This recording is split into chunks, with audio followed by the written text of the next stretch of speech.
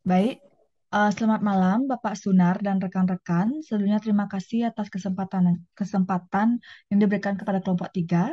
Di sini kami akan mempresentasikan mengenai mata kuliah studi kelayakan bisnis, yaitu hukum permintaan dan penawaran.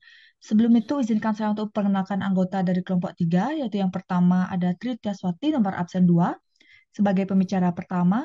Kemudian saya sendiri Niko Mantrena Wulandari, nomor absen 8, sebagai pembicara kedua dan moderator. Yang ketiga ada Nyoman Lady Sri Sundari, nomor absen 10, sebagai pembicara ketiga. Yang keempat ada Ana Agung Sayudian Permatasari, nomor absen 18, sebagai pembicara keempat. Baik, materi yang akan kami jelaskan pada hari ini yaitu mengenai yang pertama hukum permintaan dan penawaran. Yang kedua pendekatan peramalan. Yang ketiga prosedur peramalan permintaan.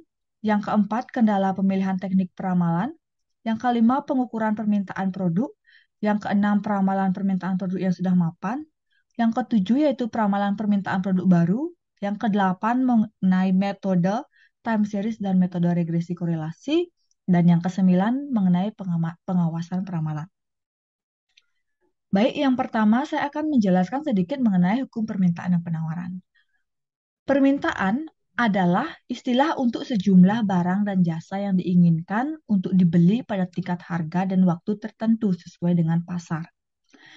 Bunyi dari hukum permintaan itu sendiri adalah jika harga produk turun, maka permintaan terhadap produk tersebut akan meningkat.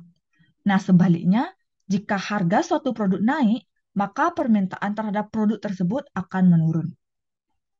Nah, faktor-faktor yang mempengaruhi permintaan yaitu yang pertama ada selera konsumen, yang kedua ada pendapatan konsumen, yang ketiga ada perkiraan harga di masa depan, yang keempat ada ketersediaan barang dan jasa, yang kelima ada intensitas kebutuhan konsumen. Selanjutnya yaitu penawaran. Penawaran adalah jumlah keseluruhan jasa atau barang tertentu yang tersedia di pasar untuk ditawarkan pada tingkat harga dan waktu tertentu. Nah, bunyi dari hukum penawaran ini adalah jika suatu barang atau jasa harganya meningkat, maka produksi akan memasuki harga yang barang yang lebih banyak. Sebaliknya, saat harga turun, maka pemasok akan mengurangi pemasokannya. Nah, dapat disimpulkan bahwa hukum permintaan dan penawaran ini menjelaskan hubungan atau keterkaitan antara harga suatu barang atau jasa, ketersediaan, dan jumlah orang yang akan membelinya. Baik, untuk materi selanjutnya mengenai pendekatan peramalan akan dijelaskan oleh pembicara pertama. Kepada pembicara pertama dipersilahkan. Baik, terima kasih atas waktu yang diberikan. Perkenalkan nama saya Tridia Swati. Saya di sini sebagai pembicara saat pertama akan menjelaskan tentang pendekatan peramalan. Maaf, peramalan adalah proses untuk memperkirakan beberapa kebutuhan di masa yang akan datang yang meliputi kebutuhan dalam kuantitas waktu dan lokasi yang dibutuhkan dalam rangka memenuhi permintaan atau jasa. Dua hal pokok yang harus diperhatikan dalam proses peramalan yang akurat yaitu yang pertama, pengumpulan data yang relevan berupa informasi yang dapat menghasilkan peramalan yang akurat. Yang kedua, pemilihan teknik peramalan yang tepat. Untuk selanjutnya yaitu prosedur peramalan permintaan. Prosedur peramalan permintaan yang dilakukan dalam studi kelayakan bisnis melalui tahapan. Yang pertama, analisis ekonomi, yaitu membuat proyeksi terhadap aspek-aspek makro, terutama aspek pendapatan dan kependudukan. Yang kedua, analisis industri, yaitu analisis terhadap permintaan pasar dari seluruh perusahaan yang menghasilkan produk sejenis. Yang ketiga yaitu analisis penjualan. Analisis penjualan masa lalu, yaitu analisis ini dilakukan untuk melihat market positioning. Yang keempat yaitu analisis peramalan permintaan.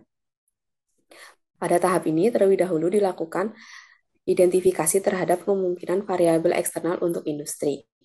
Yang terakhir yaitu pengawasan hasil peramalan, yaitu usaha untuk meminimalisasi kesalahan hasil peramalan dari berbagai teknik peramalan. Sekian presentasi dari saya. Untuk selanjutnya saya kembalikan ke moderator. Terima kasih. Baik, terima kasih Kak Tias sebagai pembicara pertama. Untuk materi selanjutnya, yaitu mengenai kendala pemilihan teknik peramalan akan dijelaskan oleh saya sendiri. Nah, kendala dalam teknik peramalan yang perlu diperhatikan yang pertama yaitu adalah waktu yang hendak diliput. Maksudnya adalah rentang waktu masa yang akan datang dari jangkauan peramalan. Yang kemudian yang kedua ada tingkah laku, yaitu meliputi jumlah, ketepatan, dan tingkah laku dari masa lalu yang tersedia. Yang ketiga adalah tipe model, yaitu apakah model yang digunakan menggunakan model time series, kausalitas, ataukah model lain yang lebih kompleks dan canggih untuk mempengaruhi pemilihan teknik peramalan. Yang keempat yaitu adalah tingkat yang biaya yang tersedia. Yang kelima, tingkat ketepatan yang diinginkan. Nah, hal ini berkaitan dengan kebutuhan manajemen dalam tingkat kecermatan ketelitian peramalan yang diinginkan. Kemudian ada kemudahan penerapan.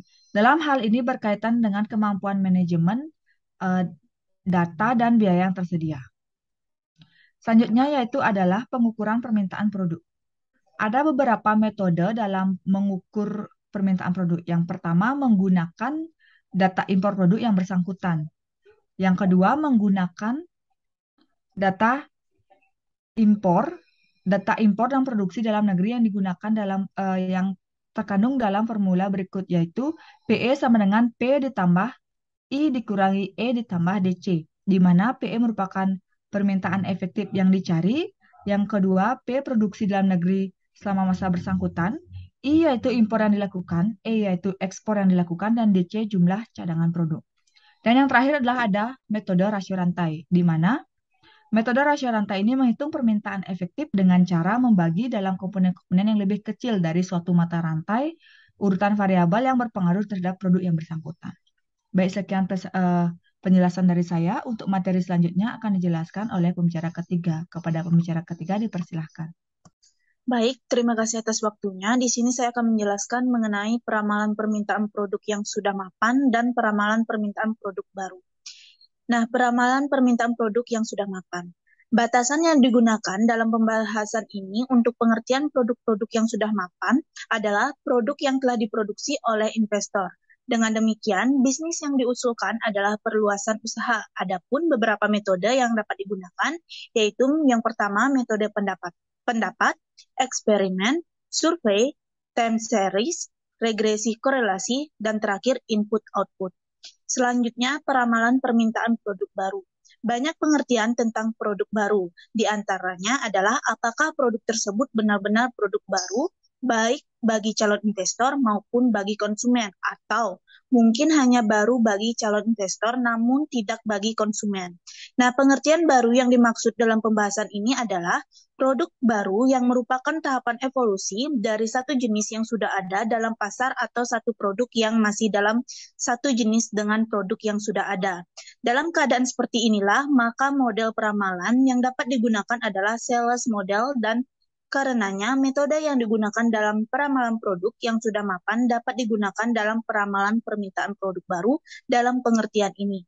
Sekian presentasi dari saya, waktu dan tempat saya serahkan ke moderator. Terima kasih. Baik, terima kasih kepada pembicara ketiga. Untuk materi yang terakhir akan dijelaskan oleh pembicara keempat. Kepada pembicara keempat dipersilahkan. Terima kasih atas waktu yang telah diberikan kepada saya. Di sini saya akan memaparkan materi mengenai metode time series dan metode regresi korelasi. Metode time series. Metode ini semata-mata mendasarkan diri pada data dan keadaan masa lalu. Jika keadaan yang akan datang cukup stabil dalam arti tidak banyak berbeda dengan keadaan di masa lalu, metode ini dapat memberikan hasil yang akurat. Teknik peramalan dalam metode ini hanya dibahas khusus untuk metode tren, karena pada umumnya metode tren dapat digunakan untuk jangka waktu menengah dan panjang. Metode tren yang dibahas mencakup metode tren dengan persamaan linear, kuadrat, dan logaritma linear dan hanya menggunakan kuadrat kecil. Selanjutnya, metode regresi korelasi. Metode ini mendasarkan diri pada hubungan sebab akibat atas terjadinya variasi dari satu variabel dan hubungan sebab akibat tersebut nampak dalam fungsi persamaan regresi. Sedangkan korelasi merupakan alat pembantu yang berguna untuk mengetahui sejauh mana intensitas hubungan yang terjadi antara variabel-variabel yang bersangkutan. Selanjutnya, di sini saya akan menjelaskan mengenai pengawasan peramalan. Tidak selamanya teknik peramalan yang digunakan akan selalu tepat. Ada kalanya hasil dari teknik peramalan tersebut menyimpang dari batas-batas yang dapat ditolerir. Untuk itu, perlu ada pengawasan peramalan atau forecast control. Jika misalnya terjadi penyimpangan dari batas-batas yang dapat ditolerir, maka perusahaan dapat melakukan salah satu di antara dua tindakan berikut. Yang pertama, menggunakan teknik peramalan lain yang lebih tepat, artinya dapat memperkirakan keadaan pada waktu yang akan datang. Yang kedua, melakukan perubahan terhadap batas toleransi hasil peramalan, artinya jarak atau batas toleransinya diperlebar sehingga dapat menampung penyimpangan yang terjadi selama hal tersebut tidak merugikan perusahaan. Hal yang perlu dicatat adalah seberapa besar penyimpangan itu telah terjadi tergantung pada yang melakukan peramalan dan pemakai hasil peramalan tersebut. Namun, demikian, beberapa indikator berikut ini dapat digunakan untuk melakukan pengawasan peramalan. Yang pertama, kesalahan absolut rata-rata atau average absolute error. Yang kedua, ada kesalahan kuadrat min akar. Dan yang terakhir ada tes korelasi. Sekian pemaparan materi dari saya. Untuk waktu dan tempat, saya kembalikan ke moderator. Terima kasih.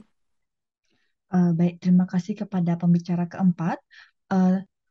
Setelah berakhirnya penjelasan dari pembicara keempat, maka berakhir pula presentasi dari kelompok 3 hari ini. Mohon maaf sebelumnya apabila ada kesalahan kata atau hal yang kurang berkenan di hati, mohon dimaafkan. Akhir kata kami ucapkan terima kasih dan selamat malam.